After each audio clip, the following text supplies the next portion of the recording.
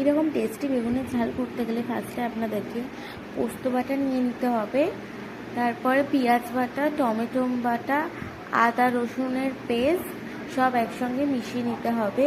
আর বেগুনগুলোকে 4 টুকরো করে কেটে নিতে হবে।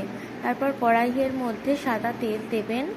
তেল দেওয়ার পর যতক্ষণ কড়াইটা গরম হচ্ছে একটু ওয়েট করতে হবে।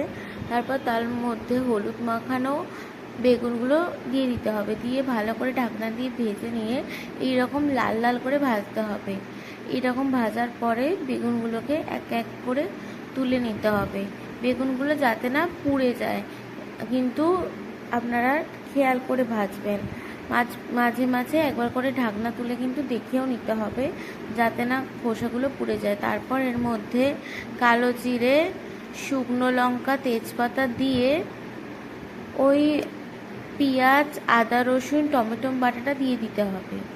দিয়ে বেশ খানিকক্ষণ ধরে কষিয়ে নিতে হবে যাতে পুরো মশলাটা থেকে কাঁচা গন্ধটা চলে যায়।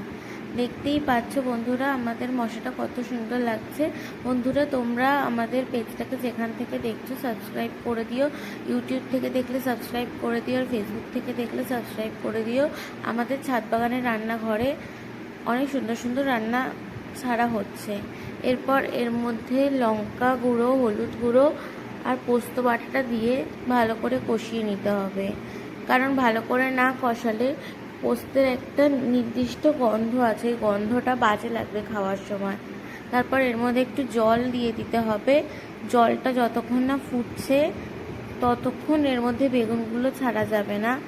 জলটা ফুটে গেলে এর মধ্যে বেগুনগুলো ছেড়ে বেশ খানিকক্ষণ রান্না করে নিলেই হয়ে গেল আমাদের বেগুনের ঝাল। আর উপর থেকে একটু পনির গ্রেট করে দেবেন। তো বন্ধুরা পরবর্তী ভিডিওতে আপনাদের সঙ্গে আবার দেখা হচ্ছে। টাটা।